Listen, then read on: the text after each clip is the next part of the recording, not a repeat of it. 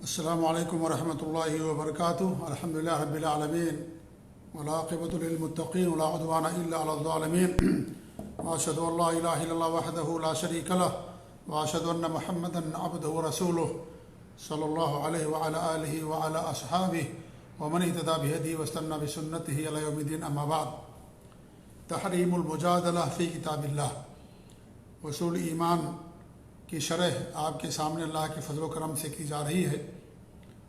آج جو باب ہے، بیان ہے، وہ ہے اللہ تعالیٰ کی کتاب قرآن مجید میں مجادلہ کی حرمت، یعنی اللہ تعالیٰ کی کتاب قرآن مجید میں ایک آیت کو دوسری آیت سے ٹکروانا اور یہ کہنا کہ دونوں آیتوں کے اندر اختلاف ہے، مجادلہ کرنا، بحث و مباحثہ کرنا، کٹ حجتی کرنا، یہ کیا ہے؟ یہ حرام ہے۔ قرآن اللہ تعالیٰ کا کلام ہے اور اللہ رب العالمین نے قرآن مجید کے اندر بہت سارے احکامات بیان کیے ہیں، آیتوں کی تفصیل بیان کی ہے، کہیں کوئی مسئلہ اختصار کے ساتھ بیان کیا، کہیں تفصیل کے ساتھ بیان کیا۔ ایک آیت دوسری آیت کی تفسیر کرتی ہے اور دوسرے آیت کے معنی کو بیان کرتی ہے، اس لیے قرآن کریم کے اندر کہیں کوئی اختلاف نہیں ہے۔ اگر کوئی اختلاف کسی کو نظر آتا ہے تو اس کے فہم کی کمی ہے، علم کی کمی ہے، اس لیے اسے ایسی بات نظر آتی ہے، ورنہ حقیقت میں قرآن کریم کے اندر اور حدیث کے اندر بھی کسی قسم کا کوئی اختلاف نہیں ہے۔ اسی لیے بظاہر جب کوئی اختلاف نظر آتا ہے اور علماء کی طرف ہم رجوع کرتے ہیں اور دوسری آیتوں اور دوسری حدیثوں کی طرف رجوع کرتے ہیں تو پھر معنی کی وضاحت ہو جاتی ہے اور وہ معنی انسان کو سمجھ میں آ جاتا ہے۔ لیکن اول وہلہ میں جب انسان شروع میں پڑھتا ہے تو دیکھتا ہے کہ بھئی یہاں تو ایسا کہا گیا، کہیں اور کہا گیا، کوئی اور مسئلہ بیان کیا گیا، تو اسے سمجھ میں آتا ہے کہ بھئی قرآن کریم کے اندر اس طرح کا گویا کہ اختلاف ہے یا حدیثوں کے اندر اختلاف ہے، حالانکہ حقیقت یہ ہے کہ اس کے اندر کوئی اختلاف نہیں ہوتا۔ یہ سمجھ کی کمی ہوتی ہے، علم کی کمی کی بنا پر ایسا ہوتا ہے۔ تو اس لیے قرآن کے اندر جو مطلق ہے اس کو ہمیں مقید کی طرف پھیرنا چاہیے، جو عام ہے اسے خاص کی طرف پھیرنا چاہیے، یا جو متشابہ آیات ہیں جن کا معنی مطلب انسان کو واضح طور پر سمجھ میں نہیں آتا ہے، اس کو سمجھنے کے لیے جو محکم آیتیں ہیں ان محکم آیتوں کی طرف رجوع کرنا چاہیے، یا اس طریقے سے جو چیزیں منسوخ ہو گئی ہیں ان کو ناسخ کی طرف رجوع کرنا چاہیے۔ تو اگر اس طریقے کے انسان عمل کرے گا تو اس کو قرآن اچھی طریقے سے سمجھ میں آ جائے گا۔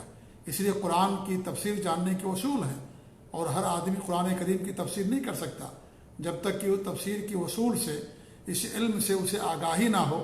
اس کے لیے قرآن کی تفسیر کرنا، اپنی طرف سے منمانی معنی بیان کرنا، یہ قطعاً کیا ہے؟ یہ جائز نہیں ہے۔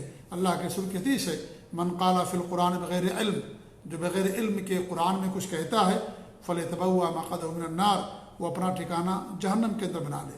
اس لیے قرآن کریم میں بغیر علم کے کچھ کہنے سے، اپنی طرف سے کچھ کہنے سے ہمیں منع کر دیا گیا ہے۔ تو یہ مومن کا شیوا نہیں ہے، یہ اللہ اور اس کے رسول پر ایمان لانے والوں کا شیوا نہیں ہے کہ متشابہ آیات کے پیچھے پڑے رہتے ہیں اور محکم آیتوں کو چھوڑ دیتے ہیں اور اس طریقے سے کہتے ہیں کہ دیکھیے دونوں میں اختلاف ہے، یا مطلق کو لے لیتے ہیں، مقید کو چھوڑ دیتے ہیں، یا خاص کو چھوڑ دیتے ہیں، عام کو لے لیتے ہیں، یا منسوخ جو ہو گیا اس کو لے کر کے پڑے رہتے ہیں اور ناسخ کی طرف دھیان نہیں دیتے۔ تو یہ ایسا کرنا قطعاً جائز نہیں ہے، بلکہ ہمارا شیوا یہ ہونا چاہیے کہ ہم علماء کی طرف رجوع کریں۔ کتاب و سنت ہمارے پاس موجود، الحمدللہ صحابہ کے اقوال موجود ہیں، تابعین، تابعین، سلف صالحین ہیں، ان کے اقوال موجود ہیں۔ ان کے اقوال اور علم اور فہم کی روشنی میں ہم کتاب اللہ اور سنت رسول کو سمجھیں۔ تو کچھ لوگ کیا ہوتے ہیں؟ اہل زیغ و ضلال، جو گمراہی پر ہیں اور لوگوں کو گمراہ کرنا چاہتے ہیں، خود گمراہی پر ہیں اور دوسروں کو بھی گمراہ کرنا چاہتے ہیں، تو کیا کرتے ہیں؟ وہ متشابہ آیات کے پیچھے پڑے رہتے ہیں اور جو محکم آیات ہیں ان آیات کو چھوڑ دیتے ہیں، ان کی طرف توجہ نہیں دیتے، دھیان نہیں دیتے۔ تو یہ ان لوگوں کی پہچان ہے جو کیا نام ہے، یعنی گمراہ لوگ ہیں۔ اللہ کے رسول صلی اللہ علیہ وسلم نے کیا فرمایا؟ اذا رأيتم الذين يتبعون ما تشابه منه فاولئك الذين سمى الله فاحذرهم، صحیح بخاری اور صحیح مسلم کی روایت ہے کہ جب تم دیکھو لوگوں کو کہ متشابہ آیات کے پیچھے پڑے رہتے ہیں، اسی کی اتباع کرتے ہیں، تو یہ وہ لوگ ہیں جن کو اللہ رب العالمین نے نامزد کر دیا ہے، لہذا ان سے دوری اختیار کرو۔ وہ کون لوگ ہیں یہ وہ لوگ ہیں جن کے دلوں کے اندر قید ہے اور میل ہے۔ اللہ نے فرمایا کہ هو الذی انزل علیک الکتاب منہ آیات محکمات ہن ام الکتاب واخر متشابہات فاما الذین فی قلوبہم زیغ فیتبعون ما تشابہ منہ ابتغاء الفتنہ وابتغاء تاویلہ وما یعلم تاویلہ الا اللہ والراسخون فی العلم یقولون آمنا بہ کل من عند ربنا وما یذکر الا اولو الالباب۔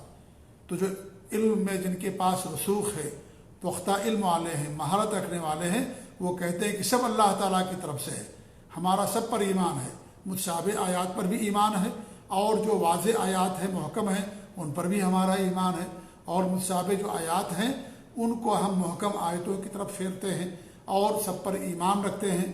اور یہ متشابہ آیات انسان کے ایمان کی جانچ کے لیے ہیں کہ انسان ایمان رکھتا ہے کہ ایمان نہیں رکھتا ہے، تو آزمائش کے لیے اور اس طریقے سے آزمانے کے لیے اس طرح متشابہ آیات ہوتی ہیں۔ تو سب اللہ رب العالمین کی طرف سے ہیں، لہذا ایک مومن کا سب پر ایمان ہوتا ہے۔ تو اگر کسی مسئلے میں کوئی بات واضح نہ سمجھ میں آئے تو انسان کو چاہیے کہ جو محکم ہے ان پر عمل پیرا ہو اور ان کی طرف مسئلے کو پھیر دے، اور اس طریقے سے مسئلے کی کیا ہے وضاحت ہو جاتی ہے۔ مثال کے طور پر میں آپ کے سامنے بیان کروں کہ دیکھیے اللہ فرماتا ہے والذین یتوفون منکم ویذرون ازواجا وصیۃ لازواجہم متاعا الی الحول غیر اخراج۔ اس آیت کریمہ میں اللہ نے بیان فرمایا ہے کہ اگر کسی کے شوہر کی وفات ہو جائے تو 1 سال وہ گھر سے عورت نہیں نکلے گی، یعنی اس کی عدت 1 سال ہوگی، اس کو گھر سے نہیں نکلنا۔ یہ سورہ بقرہ کی آیت نمبر 240 ہے۔ اس کے بعد اللہ نے دوسری جو آیت اتاری اس میں اللہ کیا فرماتا ہے والذین یتوفون منکم ویذرون ازواجا یتربصن بانفسہن 4 اشہر وعشرا۔ تم میں جن کی شوہروں کی وفات ہو جائے وہ 4 مہینہ 10 دن تک انتظار کریں گی، یعنی ان کی عدت 4 مہینہ 10 دن ہے۔ پہلے جو تھا 1 سال والی بات وہ منسوخ ہو گئی، اور اب اس کے اوپر عمل ہوتا ہے، 4 مہینہ 10 دن ہے۔ اس میں بھی اگر عورت حمل والی ہے تو اس کی عدت وضع حمل ہوگی، جیسا کہ اللہ رب العالمین نے قرآن کریم میں فرمایا وہ اولاۃ الاحمال حمل کیا ان کی عدت کیا ہے کہ وضع حمل ان کی عدت ہے، ان کی کیا ہے وضع حمل ان کی عدت ہے جی، کہ بچہ پیدا ہو گیا عدت ان کی ختم ہو گئی، یا کسی نے اپنی بیوی کو طلاق دے دیا اور عورت حمل سے ہے تو اس کی عدت وضع حمل ہے۔ جو آیت ہے وہ اولاۃ الاحمال اجلہن ان یضعن حملہن، ان کی جو عدت ہے وضع حمل ہے، بچے کی ولادت ہوگی عدت سے نکل گئی۔ تو اگر جس کے شوہر کی وفات ہو اگر وہ حالت حمل میں نہیں ہے تو 4 مہینہ 10 دن اس کی عدت ہے، اور اگر وہ حالت حمل میں ہے تو اس کی عدت وضع حمل ہے۔ تو یہ جو آیات ہیں ان ساری آیات کو سامنے رکھ کر کے انسان کو معنی سمجھ میں آ جاتا ہے۔ اس طریقے سے حدیثیں ہیں، حدیثیں معنی کی وضاحت کر دیتی ہیں، حدیث بھی قرآن کریم کی تفسیر کرتی ہے، قرآن کے معنی کو بیان کرتی ہے۔ اور اس طریقے سے آپ دیکھیں اللہ کے رسول کے زمانے میں جن کے شوہروں کی وفات ہوئی تو ان کی عورتیں 4 مہینہ 10 دن تک عدت گزارتی تھیں، تو حدیث سے واضح ہو گیا کہ وہ پہلے جو حکم تھا سال بھر کا وہ منسوخ ہو گیا۔ تو یہ بھی ہمارے لیے جاننا ضروری ہے۔ اب اگر کسی آدمی کو نہیں معلوم ہے تو کیا کرے گا، کہے گا دیکھو قرآن کریم کے اندر اختلاف ہو گیا، ایک جگہ اللہ کہتا ہے 1 سال اور ایک جگہ اللہ تعالیٰ کہتا ہے 4 مہینہ 10 دن، ہم کس کے اوپر عمل کریں؟ تو ہم کہیں گے کہ آپ کو اگر علم نہیں ہے تو علماء کی طرف رجوع کریں، اور علماء جو کتاب و سنت کے علماء ہیں ان کی طرف رجوع کریں گے، انشاءاللہ وہ معنی کو آپ کے سامنے واضح کر دیں گے۔ اور حدیثیں ہیں اس کی حدیثوں کی طرف رجوع کریں گے تو معنی واضح ہو جاتا ہے۔ اس طریقے سے ایک اور حدیث میں آپ کے سامنے ایک مثال پیش کروں، اللہ تعالیٰ فرماتا ہے کتب علیکم اذا حضر احدکم الموت ان ترک خیرا الوصیہ للوالدین والاقربین بالمعروف حقا علی المتقین۔ یہ سورہ بقرہ کی آیت نمبر 180 ہے۔ اس میں اللہ تعالیٰ فرماتا ہے کہ والدین کے لیے وصیت کرنا ہے، جبکہ ایک دوسری آیت آتی ہے جس میں اللہ رب العالمین نے کیا فرمایا یوصیکم اللہ فی اولادکم للذکر مثل حظ الانثیین۔ اللہ رب العالمین نے سورہ النساء کی آیت نمبر 11 ہے، اس میں اللہ رب العالمین نے سب کے حقوق کو بیان کر دیا کہ کون کس کا کتنا وارث ہوگا، اللہ نے بیان کر دیا ہے۔ اور اللہ کے رسول کی حدیث ہے کہ ان اللہ قد آتا کل ذی حق حقہ فلا وصیۃ لوارث، کہ ہمارے نبی فرماتے ہیں کہ اللہ رب العالمین نے ہر صاحب حق کو اس کا حق دے دیا ہے، لہذا وارث کے لیے کوئی وصیت نہیں ہے۔ یہاں اللہ نے کیا فرمایا؟ والدین کے لیے وصیت کرنے کا حکم دیتا ہے کہ وصیت کرو، اور اللہ رب العالمین نے والدین، اولاد، سب کے حق کو واضح کر دیا، بیان کر دیا ہے۔ اب بظاہر دونوں میں تعارض نظر آتا ہے کہ ایک جگہ تو اللہ تعالیٰ وصیت کرنے کا حکم دیتا ہے اور ایک جگہ اللہ تعالیٰ فرماتا ہے تمہارے ماں باپ کو اتنا ملے گا۔ اب اس میں تعارض نظر آتا ہے، حالانکہ دونوں میں تعارض نہیں ہے۔ اللہ رب العالمین نے پہلے حکم دیا تھا وصیت کرنے کا، بعد میں حکم منسوخ ہو گیا، لہذا اب جو وارث ہے ان کے لیے کوئی وصیت نہیں ہوگی، وارث کے لیے کوئی وصیت نہیں ہوگی۔ وارث کا حق مضمون ہے، گارنٹی ہے، قرآن میں اللہ نے اس کو بیان کر دیا ہے، لہذا اس کو اس کا حق ملے گا، اس کے لیے کوئی وصیت نہیں کی جائے گی۔ تو بظاہر انسان کو یہ سمجھ آتا ہے کہ دونوں میں تعارض ہے، حالانکہ دونوں کے اندر کوئی تعارض نہیں ہے۔ اس طریقے سے آپ دیکھیں اللہ فرماتا ہے کہ والسارق والسارقۃ فاقطعوا ایدیہما، چور اور چورنی کے دونوں کے ہاتھوں کو کاٹ لو۔ اب ہاتھ کہاں سے کاٹا جائے گا؟ اللہ رب العالمین نے قرآن کریم کے اندر کہیں نہیں بیان کیا ہے، کہاں سے ہاتھ کاٹیں گے؟ حدیث اس کی وضاحت کرتی ہے، حدیث نے مقید کر دیا کہ ہاتھ کہاں سے کاٹنا ہے، یہاں کلائی سے انسان کے ہاتھ کو کاٹنا ہے، جیسا کہ ہمارے نبی صلی اللہ علیہ وسلم نے کلائی سے ہاتھ کاٹا، یہیں سے اس کا، اور آپ کا عمل اور آپ کی حدیث قرآن میں جو مطلق ہے اس کو مقید کر دیتی ہے، لہذا معلوم یہ ہوا کہ ہاتھ یہاں سے کاٹے جائیں گے۔ قرآن اللہ نے نہیں کہیں بیان کیا کہ ہاتھ کہاں سے کاٹنا ہے، یہ حدیث کے اندر بیان کیا گیا، اور حدیث قرآن کا بیان ہے۔ حدیث کیا ہے؟ قرآن کا بیان ہے، قرآن کی تفسیر ہے، لہذا قرآن کی تفسیر جاننے کے لیے حدیثوں کی ضرورت ہے، حدیثوں کی ضرورت ہے۔ تو اس لیے یہ بظاہر تو تعارض نظر آتا ہے، حالانکہ اس کے اندر کوئی تعارض نہیں ہے۔ اللہ فرماتا ہے تمہاری مائیں وہ ہیں جنہوں نے تم کو دودھ پلایا ہے، کتنا دودھ پلایا قرآن کریم میں کہیں نہیں بیان کیا گیا۔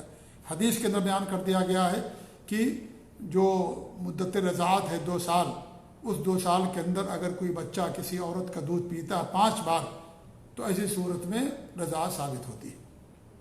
معلوم یہ ہوا کہ اگر 2 سال کے بعد پیے گا تو رضاعت ثابت نہیں ہوگی، یا 5 بار سے کم پیے گا، 1 بار 2 بار بھی پیے گا، 3 بار پیے گا تو ثابت نہیں ہوگی۔ پہلے 10 مرتبہ پینے سے حرمت ثابت ہوتی تھی، بعد میں اسے منسوخ کر دیا گیا اور 5 مرتبہ پینے سے حرمت ثابت ہو جاتی ہے۔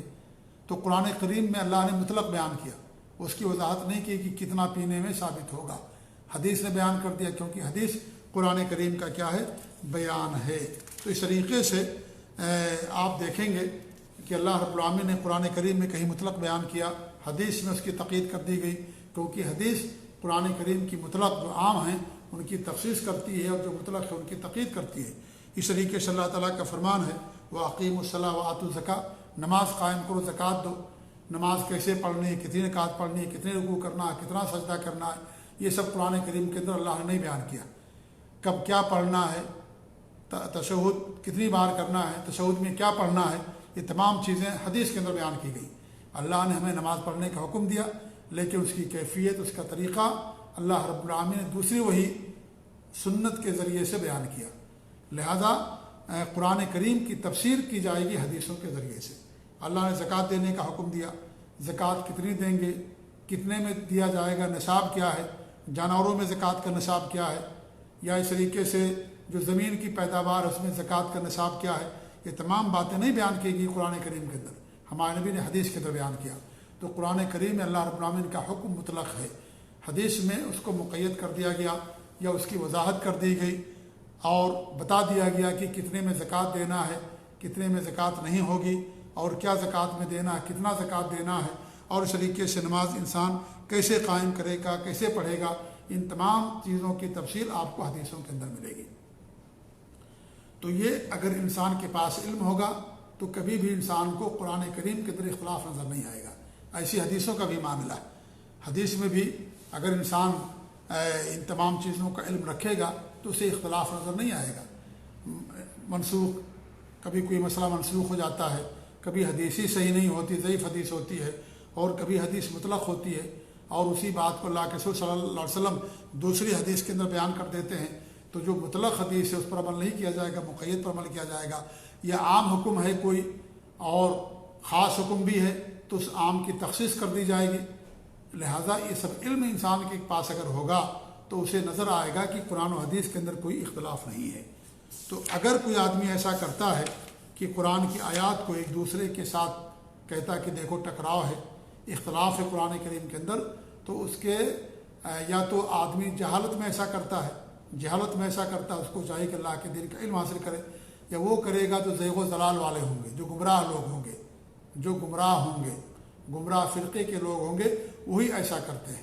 جو اہل ایمان ہیں، سلف صالحین کی روش کو اپناتے ہیں، ان کے عقیدے اور منہج پر عمل پیرا ہیں، وہ لوگ کبھی ایسا نہیں کرتے، بلکہ وہ تمام چیزوں کو لیتے ہیں اور محکم پر عمل کرتے ہیں، متشابہ پر ایمان رکھتے ہیں، اور جو ان کو بات نہیں سمجھ میں آتی ہے دوسری آیات کے ذریعے سے اس کے معنی کو سمجھتے ہیں، اور اس طریقے سے معنی کی وضاحت ہو جاتی ہے، حدیثوں سے سمجھتے ہیں، حدیثیں معنی کی وضاحت کر دیتی ہیں، لیکن یہ نہیں کہتے کہ دونوں کے اندر آپس میں اختلاف ہے۔ اگر بظاہر تعارض نظر آتا ہے تو علم اور فہم کی کمی کی بنا پر ایسا آتا ہے۔ اس لیے ایسا بہت ہوتا ہے کہ انسان دیکھتا ہے کہ یا تو اس میں اختلاف ہے، لیکن جب کسی عالم کے پاس جاتا ہے اور عالم معنی کی وضاحت کر دیتا ہے تو پھر واضح ہو جاتا ہے کہ دیکھیے اس میں کوئی اختلاف نہیں ہے، اس میں کوئی اختلاف ختم ہو گیا اس کا۔ جی ہاں، تو اس لیے ہمیں یہ چاہیے کہ ہم اختلاف نہ کریں، بلکہ سلف صالحین خود قرآن کی آیتوں سے، نبی کی حدیثوں سے، صحابہ تابعین تبع تابعین ہیں، ان کی تفسیر سے اور ان کے علم سے ہم قرآن کریم کے کو جاننے کی کوشش کریں۔ اس کے تحت مصنف رحمۃ اللہ علیہ نے جو حدیث بیان کی ہے وہ احمد بن ماجہ کی حدیث ہے، صحیح حدیث ہے، امام البانی رحمۃ اللہ علیہ نے اس کو صحیح قرار دیا ہے۔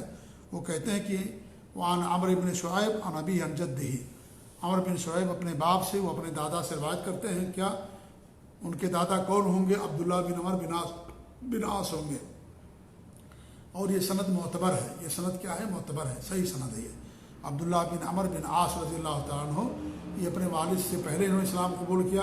ان کے درمیان، کے والد کے درمیان صرف 11 سال کا فرق تھا، یعنی صرف 11 سال چھوٹے تھے یہ۔ ان کا نام عاص تھا تو ہمارے نبی نے ان کا نام عبداللہ رکھ دیا۔ بڑے عظیم صحابی ہیں یہ، اور سن 55 ہجری میں جو ہے ان کی وفات ہو گئی ہے۔ وہ کہتے ہیں کہ سمع النبی صلی اللہ علیہ وسلم قوم یتدارؤون فی القرآن، آپ نے کچھ لوگوں کو سنا کہ قرآن کریم میں مجادلہ کر رہے ہیں، کٹ حجتی کر رہے ہیں، بحث و مباحثہ کر رہے ہیں۔ فقال، تمہارے بھی نے کیا فرمایا؟ انما ہلک من کان قبلکم بہذا، انما ہلک من کان قبلکم بہذا، تم سے جو پہلے لوگ تھے اس کی وجہ سے ہلاک ہو گئے۔ یعنی پہلے جو لوگ تھے یہود و نصارہ، تورات اور انجیل کے اندر انہوں نے اختلاف کیا اور مجادلہ کیا، اور اس طریقے سے ایک دوسری آیت کو دوسری آیت سے نہیں جوڑا، نہیں سمجھا، اور اس طریقے سے وہ ہلاک ہو گئے۔ ضربوا کتاب اللہ بعضہ ببعض، اللہ کی کتاب کو آپس میں وہ ٹکرانے لگے، کہا کہ دیکھو آپس میں ٹکراؤ ہوئی، یہاں کچھ اللہ کہتا ہے، وہاں کچھ اللہ تعالیٰ کہتا ہے، اور اس طریقے سے وہ آپس میں اختلاف کرنے لگے قرآن کریم کے اندر۔ وَإِنَّمَا نُزِّلَ کتاب اللہ، اللہ تعالیٰ کی کتاب نازل کی گئی ہے، یصدق بعضہ بعضا، اس کتاب کا ایک حصہ دوسرے حصے کی تصدیق کرتا ہے، تصدیق کرتا ہے، تکذیب نہیں کرتا، انکار نہیں کرتا، بلکہ سب اللہ تعالیٰ کی طرف سے ہے۔ لہذا جہاں مجمل ہے وہاں پر جو ہے، جو جہاں بیان کر دیا گیا واضح طور پر، اس کی طرف اس کو پھیر دینا چاہیے۔ جہاں مطلق ہے اس کو جو مقید کر دیا گیا اس کی طرف انسان اسے پھیر دے۔ جہاں عام حکم ہے خاص کی طرف اس کو پھیر دے، جو خاص آیتیں ہیں تو ایک آیت دوسری آیت کی تصدیق کرتی ہے، ایک حصہ دوسرے حصے کی تصدیق کرتا ہے، اور دونوں ایک دوسرے کو کی تصدیق کرتے ہیں۔ لہذا قرآن سچا ہے، سچے والے کی طرف سے ہے، سچے پر اللہ نے نازل فرمایا، سچے لوگ اس کو مانتے ہیں، اس لیے قرآن کریم کی تکذیب یا کسی آیت کا انکار یا اس میں اختلاف کرنا یہ قطعاً جائز نہیں ہے۔ فلا تکذبوا بعضہ ببعض، لہذا اس کے ایک حصے کو دوسرے حصے سے مت جھٹلاؤ کہ ایک آیت کو مان لو دوسری آیت کا انکار کر دو۔ یہی کیا تھا یہود و نصارہ نے، یہ منافقین کی، کفار کی روش ہے یہ۔ ہم ساری آیتوں کو مانتے ہیں، ساری حدیثوں کو مانتے ہیں، کسی کا انکار نہیں کرتے اور نہ کسی کو جھٹلاتے ہیں۔ فما علمتم منہ فقولوا، جس کا تمہیں علم ہو، جس کو تم جانو اسے کہو۔ وما جہلتم، اور جس کے بارے میں تمہیں علم نہ ہو فَكِلُوهُ إِلَىٰ عَالِمِهِ، تو جو قرآن کا عالم ہے، کتاب و سنت کا جو عالم ہے، اس کی طرف پھیر دو، اس مسئلے کو اس کی طرف لوٹا دو۔ اگر تمہیں علم نہیں ہے اس کی طرف لوٹا دو۔ جو کتاب و سنت کا عالم کیا ہوگا، وہ تمہیں سمجھا دے گا، بتا دے گا کہ یہاں پر آیت کا مفہوم کیا ہے، یہاں پر حدیث کا مفہوم کیا ہے، کیا یہ منسوخ ہے، منسوخ نہیں ہے، یہ عام حکم ہے، ایک دوسری حدیث آتی ہے جو خاص ہے، لہذا ہم خاص پر عمل کریں گے، عام پر عمل نہیں کریں گے۔ یہ عام آیت ہے لیکن خاص آیت آتی ہے تو خاص آیت کے اوپر ہم عمل کریں گے، عام آیت کے اوپر عمل نہیں کیا جائے گا۔ یا یہ آیت منسوخ ہو گئی ہے اور تلاوت کی جاتی ہے لیکن اس کا حکم منسوخ ہو گیا ہے۔ اس طرح کا جو علم رکھنے والا ہوگا علماء، کتاب و سنت کے جو علماء ہوں گے، وہ اس اشکال کو جو بظاہر نظر آتا ہے اس کو دفع کر دیں گے، اس کو ختم کر دیں گے۔ اس لیے قرآن کریم کے اندر یا حدیث کے اندر بغیر علم کے کچھ کہنا، یہ شریعت کے اندر کیا ہے، یہ حرام اور ناجائز ہے۔ ہمیں چاہیے کہ ہم پہلے اس کا علم حاصل کریں، ناسخ منسوخ، مطلق مقید، مجمل مفصل، اور اس طریقے سے مبین یا ناسخ اور منسوخ اور زبان اور عربی، یہ سارے جو علوم ہیں، اعلی جو علم ہیں، ان سب کو حاصل کریں اور اس کے بعد کتاب و سنت کی تفسیر کریں۔ سلف صالحین اور جو صحابہ تابعین طبع تابعین ہیں، ان کے علم اور اس طریقے سے ان کے اقوال کی روشنی میں، تو اگر کہیں کچھ اشکال بھی انسان کو نظر آئے گا تو کیا ہوگا، وہ فوراً ختم ہو جائے گا، دور ہو جائے گا۔ اور یہی مومن کا طریقہ اور شیوا ہے۔ یہ نہیں کہ ایک آیت کو لے لیں، دوسری آیت کو ہم انکار کر دیں، ایک آیت کو لے لیں، دوسری آیت کو ہم انکار کر دیں، کیونکہ جو متشابہ ہے اس کا دو معنی ہے۔ ایک معنی تو یہ ہے کہ جس کا معنی جو ہے واضح نہ ہو، یعنی کس کے لیے واضح نہ ہو، کچھ لوگوں کے لیے نہ واضح ہو، کچھ لوگوں کے لیے واضح ہو۔ جیسے علماء کے لیے وہ متشابہ آیات نہیں ہوتی، متشابہ علماء کے لیے جو ہے اس کا معنی واضح ہے، وہ سمجھتے ہیں کہ اس کا معنی مطلب کیا ہے۔ تو یہ متشابہ نسبی بھی ہوتی ہے۔ تو ایک متشابہ تو یہ ہے کہ جس کا معنی کسی کے لیے نہ واضح ہو اور کسی کے لیے واضح ہو، اور دوسرا معنی یہ ہے کہ جس کو معنی کو سمجھنے کے لیے ہمیں دوسری چیز کی ضرورت پڑے، دوسری آیتوں کی ضرورت پڑے، دوسری حدیثوں کی ضرورت پڑے، اس کو بھی متشابہ کہا جاتا ہے۔ یعنی اس آیت کا معنی جب تک ہم دوسری آیت کی طرف رجوع نہیں کریں گے اس کا معنی واضح نہیں ہوگا۔